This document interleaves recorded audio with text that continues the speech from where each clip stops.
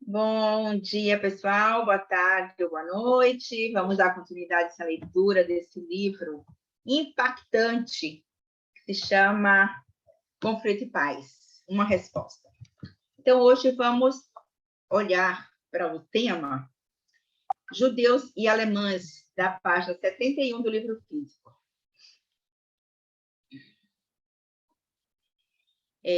Observações preliminares.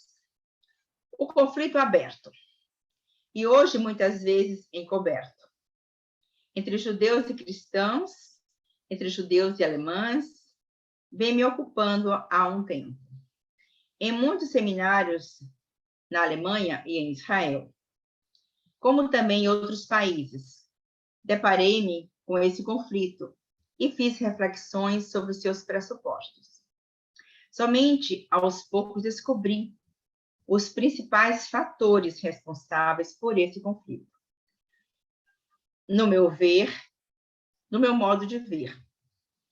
E acompanhei os seus traços na alma dos judeus e dos cristãos, especialmente dos alemães. O presente capítulo documenta esse esforço, mas estou bem consciente de estar ainda muito longe do fim. Como nasceram as situações diversas? Esses textos apresentam algumas repetições. Cada um deles é uma nova caminhada no intuito de entender que parece estar para além de toda compreensão. O judaísmo em nossa alma. Conferência do Congresso Internacional Movimentos para a Paz, Würzburg, Alemanha, 2001. Por alma, entendo que é a alma dos cristãos e a alma dos alemães. De fato, elas se interrelacionam. Entretanto, tendo em vista o sofrimento do povo judeu sob o regime nazista, tratarei mais especialmente dos efeitos desses acontecimentos na alma dos alemães. Escolhidos e rejeitados. Na alma dos cristãos e dos judeus, a imagem da escolha de Deus ocupa um lugar central. Os cristãos tomaram dos judeus essa imagem e se denominaram o novo povo eleito. Em decorrência disso, consideraram o povo judeu como abandonado e rejeitado por Deus. A imagem da escolha pressupõe, portanto, que Deus tem predileção por um povo, exalta-os sobre os demais e lhes confere o domínio sobre eles. O que desperta em nossa alma uma tal imagem de Deus? Temos o direito de atribuir isso a Deus? Se esse Deus que escolhe e rejeita nos amedronta, e nos próprios eleitos precisam temer a qualquer momento, também serão rejeitados. Também sejam rejeitados. Tais imagens provêm do fundo da alma, em primeiro lugar, da própria alma, a seguir dos abismos da alma comum e do grupo maior. Dessa alma comum, nascem as imagens de eleição e de rejeição que são projetados no céu. E lá, contemplados e temidos por algo superior a nós, como algo divino. Os que sentem eleitos se identificam com Deus, que escolhe e rejeita, como Ele, e assim se torna temíveis para os outros, que consideram rejeitados. O que acontece, porém, quando outros grupos e outros povos agem de acordo com idênticas imagens internas? O resultado é que vem nas guerras entre as religiões. Os grupos que se condenam, que se combatem, não reconhecem a si mesmo nem os outros como indivíduos.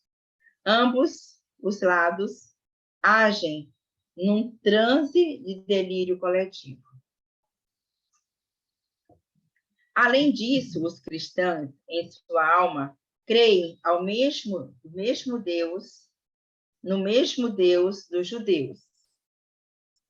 Portanto, no momento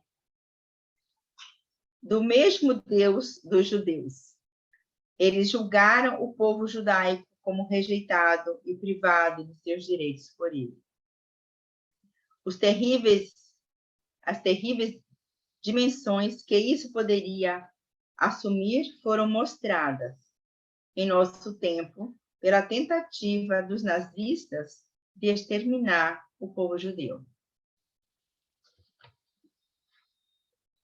Pode objetar que os chefes nazistas e os movimentos nacional-socialistas não eram de modo algum cristãos. Não devemos nos deixar cegar, pois o movimento nazista exigiu traços essencialmente cristãos e judaicos, a começar pela consciência de uma predestinação. Hitler sentiu-se chamado pela providência a conduzir o povo escolhido sobre a imagem de raça superior, para dominar o mundo e, nesse processo, para exterminar o antigo povo eleito. Por mais desfigurado e cego que hoje possa nos parecer, o movimento nacional socialista, apoiado por vastas parcelas do povo alemão, buscou essa consciência de missão em larga escala, a energia para a Segunda Guerra Mundial. E os horrores que daí foram cometidos estavam a serviço de uma punição divina. O fato que essa consciência de missão ainda não ter sido superada com o colapso do terceiro Hitler, fica patente pela ação dos grupos radicais da direita e da esquerda. Eles manifestam uma consciência semelhante de missão e, muitas vezes, em decorrência dela, uma cega predisposição para a violência contra outros grupos. Bem, o que a gente vê aqui, como o amor cego pode estar no meio, dividindo as opiniões, dividindo as percepções. Então, quando eu julgo que eu sou eleito de Deus, em detrimento dos outros que não são, eu também estou causando uma série de cisões onde a única coisa que vai estar em pauta e que vai estar sendo vista, sofrida e danificada são os rejeitados. Então, olha a dificuldade e onde nós emergimos quando vivenciamos, quando a nossa visão ela é uma visão entre eleitos e rejeitados. E como causamos danos quando nós podemos usar de atitudes excludentes. Então, seguindo aqui,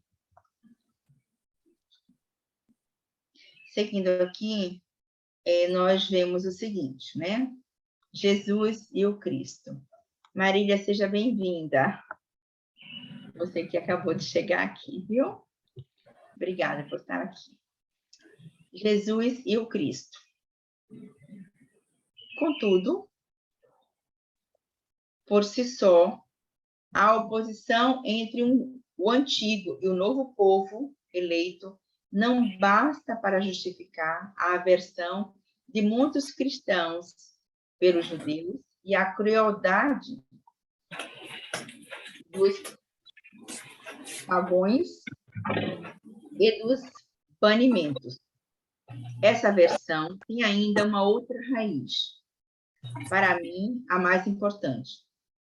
Relaciona-se com a oposição irreconciliável entre o homem, Jesus de Nazaré, e a fé em sua ressurreição e exaltação à direita de Deus. Entre os primeiros cristãos, o homem Jesus foi rapidamente relegado ao segundo plano. Sua imagem foi encoberta pela imagem do Cristo glorificado. Com isso, os cristãos reprimiram a dolorosa realidade em que Jesus, na cruz, se viu abandonado por Deus. O Deus de quem tinha acreditado não se manifestou. Elie Wiesel, um importante escritor judeu, conta o caso de uma criança que foi enforcada publicamente num campo de concentração. Diante daquele horror, alguém perguntou: onde é que fica Deus aqui? Elie Wiesel respondeu: está pendurado ali.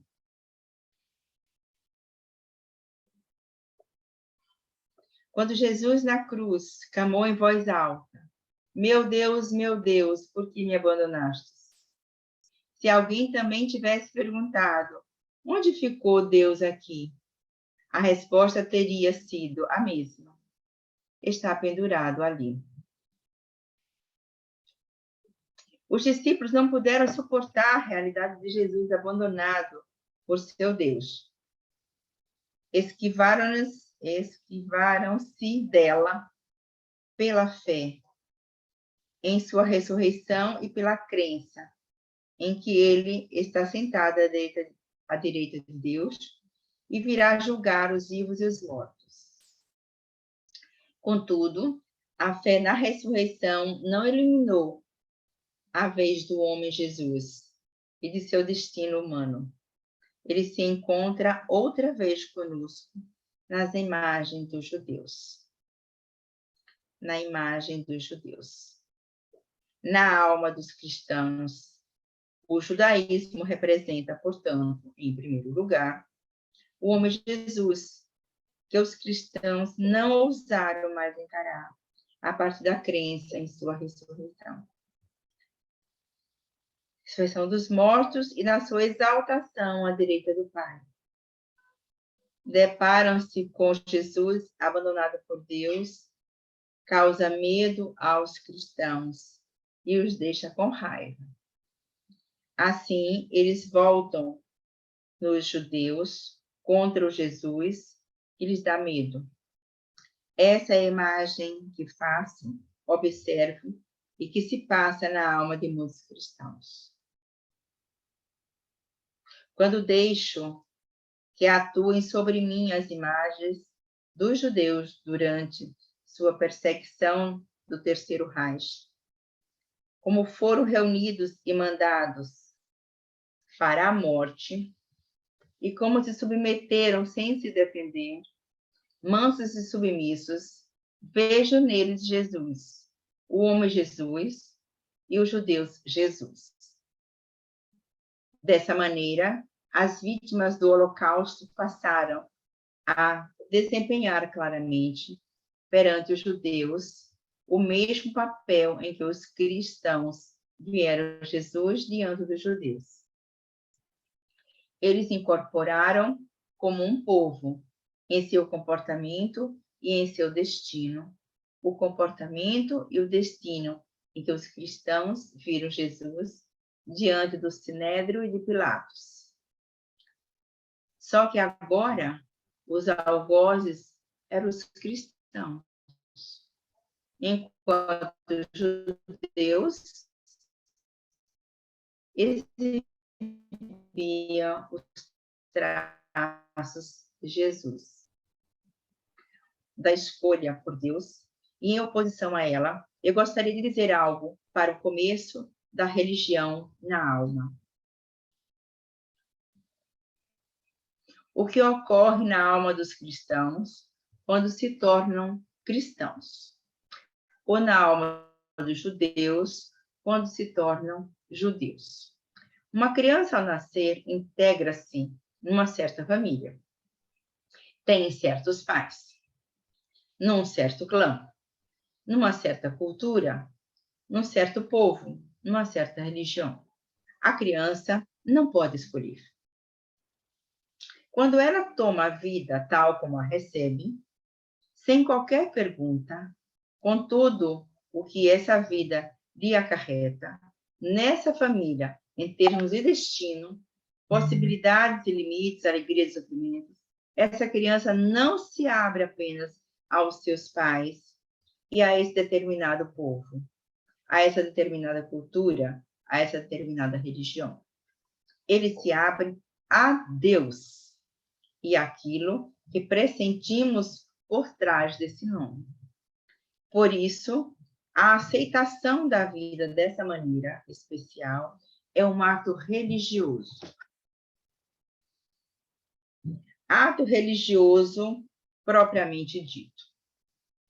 Portanto, quem nasceu numa família judia não pode, não deve agir de outra maneira, a não ser começando seu caminhar para Deus de um modo judaico. Esse é para ele o único caminho possível e, portanto, também o único correto. O mesmo vale para um cristão. Por conseguinte, por mais diferentes que sejam os cristãos e os judeus em suas crenças, eles são iguais no que toca ao ato religioso essencial. Esse ato, independente do conteúdo da sua própria religião. Por isso, jamais poderá ser abandonado se alguém aderir a uma outra religião.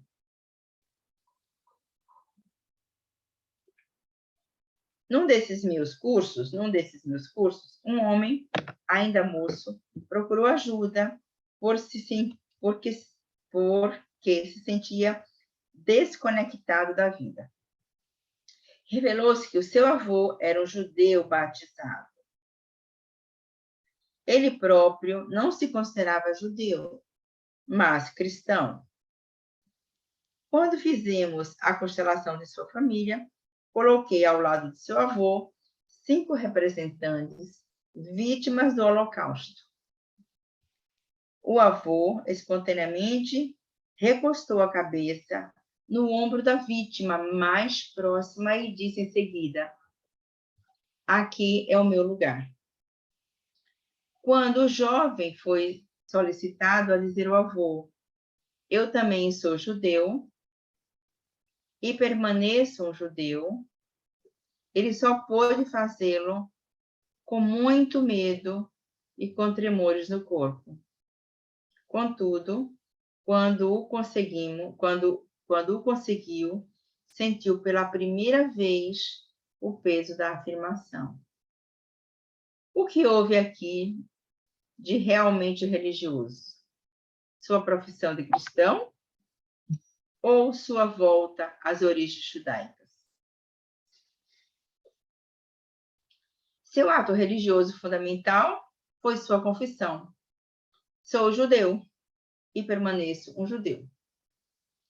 Numa árvore, não escolhe lugar para nascer. Onde a semente cai é o lugar certo para ela.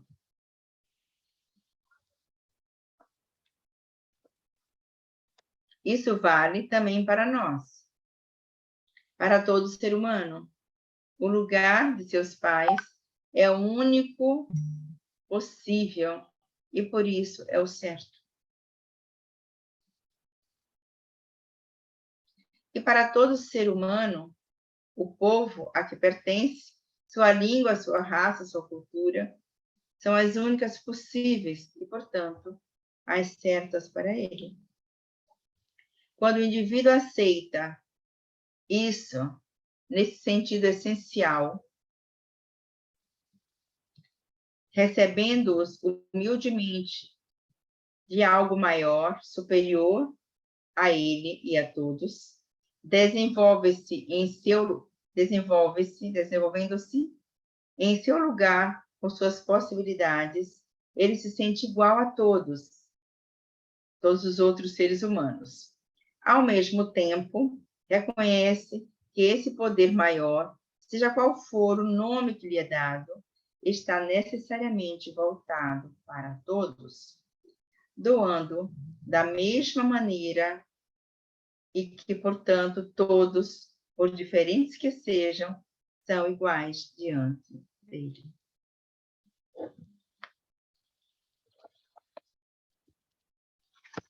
Eu achei muito bonito essa parte. Essa parte, quero dar uma paradinha aqui, para a gente dar uma olhadinha. O quanto esse lugar certo, né? Ele representa não só o lugar, porque a semente nasceu nesse lugar, mas tudo, enfim, né? Até a última instância divina, que é essa imagem de Deus. Então, o lugar certo, a família certa, a cultura certa, a religião certa. Então, tudo é certo para ele. E nisso aí, abre-se uma perspectiva que a gente possa compreender quando se diz está tudo certo do jeito que está, e, ao mesmo tempo, a gente compreender o destino das pessoas. Quando a gente entende um pouco sobre isso, a gente vai para esse lugar onde não podemos, nem sempre podemos mover ou demover do destino. Nem sempre. Não? Então, se nascemos daqueles pais, o destino foi nascer por esses pais. E tudo, enfim. Olha que ele coloca aqui uma coisa essencial, né? Que essa forma toda de enxergar o lugar certo de onde você vem, né? Isso é um ato religioso. Ou seja, está para além das nossas percepções ideológicas. Está para além dos nossos pensamentos sociais. Talvez esteja para além das nossas próprias compreensões, né? Porque quando a gente olha para homens ilustres que marcaram a humanidade, que fizeram as grandes diferenças e trouxeram as grandes contribuições, mesmo que não seja compreendido no seu total, há que dizer, vou esperar um pouco mais para compreender, para ampliar a minha visão, para poder dizer assim, então agora eu compreendo.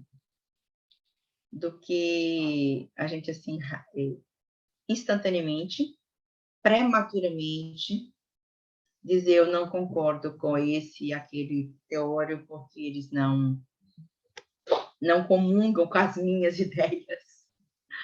Então, há que a gente poder dar uma parada para a gente pensar, né? Que a nossa vida, a nossa grande vida, está agregado a tantas outras questões bem maiores do que nós, do que as nossas concepções, né? Então, é bom que a gente possa ficar um pouco humilde, né? Quando a gente não sabe tudo mesmo, né? E ver quais são aquilo que faz sentido dentro da alma. Né? O que faz sentido dentro da alma. Então, o que faz sentido dentro da alma, esse é o sentido essencial. Porque Bert diz assim, o essencial é simples, mas não é fácil. Porque estamos tão mergulhados em cima de tantos dizeres,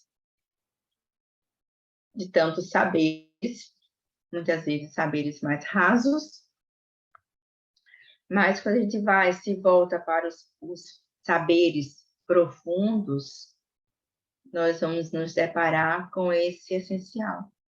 Tipo, a vida é como é, e a vida foi como foi, e a vida assim é. Então, esses são os pensamentos que têm um lastro muito profundo do que aquilo eu não aceito a vida que eu tenho. Né? Então, se você não aceita, como você pode mudar? Em que você pode mudar? Se você não olhar para o sentido essencial. Bem, seguindo, vamos avançar um pouquinho. Agora, o título alemão, Judeus e Alemães. Durante esse quadro de fundo, coloca-se a pergunta: como podem os cristãos, especialmente os alemães, lidar com sua culpa em relação aos judeus? O que podem e devem fazer para superar essa culpa e dar aos judeus em seu meio o lugar que lhes compete? O lugar, tá? Como dar o lugar que compete? E como podem os judeus lidar com a culpa dos cristãos e dos alemães a seu respeito? O que pode conduzir à reconciliação? E será possível que haja uma reconciliação diante de uma culpa como essa? Então, isso aqui a gente pode trazer para as nossas questões, nossos conflitos familiares, onde a gente acha que não tem reconciliação, o que ficou deslocado de lugar. Uma simples e, às vezes, uma profunda deslocamento do lugar causa muitas dores. Mas ele traz aqui, né, como conduzir a uma reconciliação. Alguns dos meus cursos acumulei experiências sobre possíveis caminhos de reconciliação entre perpetradores e vítimas, de um modo especial entre alemães e judeus. Foi decisiva uma vivência de um curso em Berna, na Suíça. Certo homem, após fazer a constelação da sua família atual, sentiu-se levado a acrescentar uma informação importante. Era judeu. Coloquei, então, diante de sua família 7 representantes para as vítimas mortas no Holocausto. E atrás delas, 7 representantes para os perpetradores mortos. Os 7 representantes das vítimas pedi que virassem e encarassem os perpetradores. Depois, não mais intervi, confiando-lhes totalmente ao seu movimento que se processou espontaneamente. Alguns dos perpetradores desabaram, curvaram-se para o chão e interrompem em soluços de dor e vergonha. As vítimas se aproximaram dos perpetradores, olharam em seus olhos, acolheram os que jaziam no chão, os ampararam e consolaram. No final, manifestou-se entre eles um amor indescritível. Um dos perpetradores estava totalmente rígido e não conseguia mover-se. Então, coloquei atrás dele um outro perpetrador. E não conseguia mover-se. Um outro perpetrador. De quem ele se recostou, relaxando um pouco. Esse representante contou mais tarde que se sentira como se fosse um dedo de uma mão gigantesca. E estava totalmente entregue. E essa sensação foi também compartilhada pelos outros representantes. Todas as vítimas e perpetradores sentiram-se dirigidos e sustentados por um poder cuja atuação escapa à nossa compreensão. Numa constelação como essa, evidencia-se que não existem grupos no sentido de estarem de um lado das vítimas e do outro dos perpetradores. Existem apenas vítimas, indivíduos, perpetradores individuais. Cada perpetrador precisa defrontar-se com cada vítima e cada vítima com cada perpetrador. Também fica claro que essas vítimas mortas não ficam em paz enquanto os perpetradores mortos não se ajuntem a eles e não são recebidos e acolhidos por elas. Do mesmo modo, não existe paz para os perpetradores enquanto não deixarem junto as vítimas, tornando-se semelhante a elas. Onde isso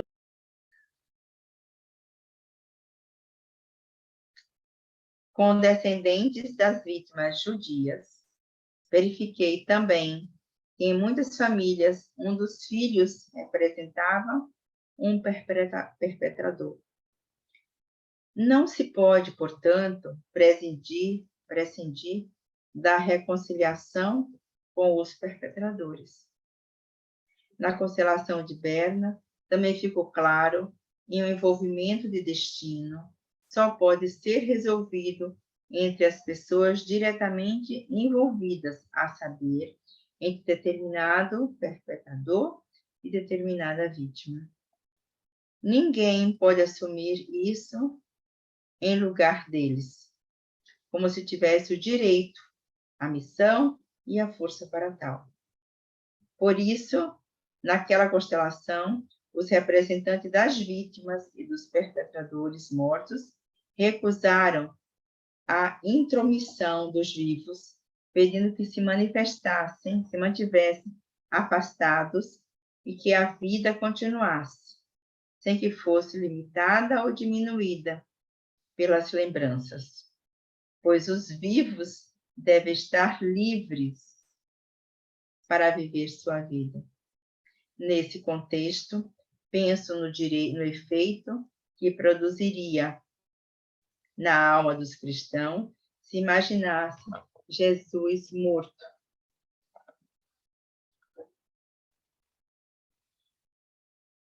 Encontrando-se no reino dos mortos com aqueles com que o traíram, condenaram e executaram. E só nós mesmos olhando para esses perpetradores como seres humanos iguais a nós, em face do poder que dirige ao seu destino. Então, por mais escandaloso que isso possa parecer a muitos, prestamos uma homenagem a todos eles. Reverenciamos, antes de tudo, esse grande poder que por trás deles e por trás de nós continua sendo um mistério insondável. Submeter-se dessa maneira a esse mistério, reconciliando-nos com todos, como seres humanos iguais a nós, seria um ato verdadeiramente religioso e humano.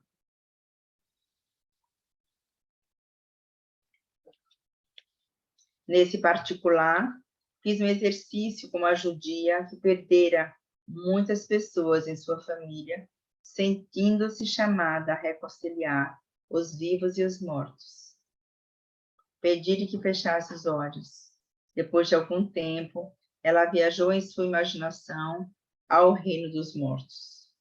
Prestou-se entre os 6 milhões de vítimas do Holocausto. Dirigiu seu olhar para frente e para trás, para a direita e para a esquerda. Ao lado desses milhões de vítimas, jaziam também os seus assassinos. De repente, todos se levantaram, vítimas e perpetradores. Voltaram-se para o nascente, viram uma luz branca no horizonte e curvaram-se diante dela. Depois de reverenciar também essa luz, a mulher se retirou lentamente, deixando os mortos em sua veneração diante do que começara a erguer-se por trás do horizonte. Contudo, ainda permanecia oculto. Então, afastou-se dos mortos e retornou à vida. Vamos dar uma paradinha por aqui.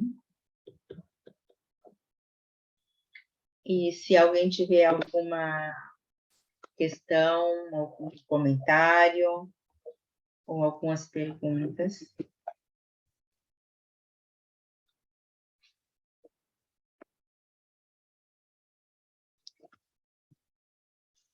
Então, enquanto vocês elaboram aí, eu vou mostrar aqui o quanto é importante a reparação, o quanto é importante esse movimento de reconciliar-se, né? Reconciliar vítimas e perpetradores, porque existe algo maior que é superior, que comanda tudo isso, que é o grande mistério. Então, vale a grande frase, né? De Jesus, quando ele coloca: amai-vos uns aos outros, como eu vos amei, como eu vos amo, né? Então, significa, não é somente o amar o bom e rejeitar a quem tem problemas ou quem é difícil, mas amai os vossos inimigos, né? Foi isso que ele deixou para nós. Então, vocês têm alguma pergunta, algum comentário? Marília, Aline? Maria, Fale. eu vejo que a reconciliação ela é imprescindível para todos seguirem em frente. E também é a questão que é mais pontuada pelo próprio ato de constelar, né? Sim. Trazer à luz o que foi o conflito e fazer o encontro. Uhum. E poder, assim, cada um deixar ir, perdoar e deixar ir, né? Sim. Perdoar, Ape- Aline, desculpe, diga. eu ia dizer, perdoar no sentido de ter aí uma aceitação e uma compreensão do outro também. Sim. E poder seguir em frente. Uhum. Sim. Porque perdoar não é esquecer, né? Perdoar é compreender que É, algo estava ali a serviço de algo maior, de algo maior. E de algo maior. o ponto maior é a aceitação, Sim, porque até a pessoa, seja ela na condição de perpetrador ou de vítima, ela precisa aceitar que assim foi. sim, que assim foi. É, eu acho que apesar disso ser tão aparentemente simples, é difícil pra caramba. Vai ser, né? Porque as pessoas não querem sair do lugar de vítima, Aline. Uhum. Ser vítima é estar cômodo. Ser vítima querer angariar do outro um certo olhar especial. Ser vítimas é que o outro, aí coloca sempre o outro no lugar do algoz. Mas se a gente Uhum. olhar que não existe vítimas, existe pessoas e processo em aprendizagem, lucraria muito mais. A gente teria um certo olhar diferenciado para essa palavra aceitação. Eu Às olho para a vezes, vida e digo, eu não posso mudar aquilo que foi feito. Meu uhum. irmão foi assassinado, um exemplo. E foi, né? Meu irmão foi assassinado. Então, quando minha mãe, meus pais disseram assim, vamos olhar para frente, e foi como foi, quer dizer, a minha mãe naquela época, né, 96, eu estava com vocês, inclusive, quando ele faleceu, lembra? Eu não... e todos disseram sim, nós não conhecíamos a constelação, eu conheci a constelação 4 anos depois, em 2000, né? Eu não conhecia, então, e a minha mãe já tinha essa visão, né? Já tinha essa visão sistêmica, fenomenológica, muito ampliada, né? Ela dizia, vamos seguir em frente. Isso é nossa. Ele olhou para o meu pai e falou assim, isto é nosso. E fizemos um velório, uma dor intensa, mas... E aí ficou, né?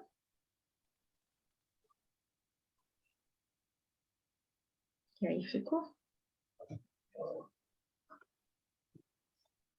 Um coração de paz, um coração puro, pode compreender a vida de uma instância mais superior e não precisar ir para a vingança, né? Nem precisar constituir tantas coisas onde iriam arrastar muitas dores, muito mais dores, né? Muito mais dores. Verdade.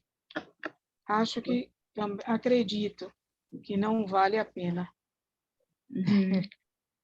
Porque depois eu fui compreender quando o Bert diz, né? Vítimas e perpetradores ficam unidos e se tornam também laços de destino. E aí, se a gente puder compreender mais ainda, vamos ver o quanto isso ressoa na alma. Porque depois todos ficaram bem e todos seguiram suas vidas. Porque a vida assim é. E isso não é estar numa atitude passiva.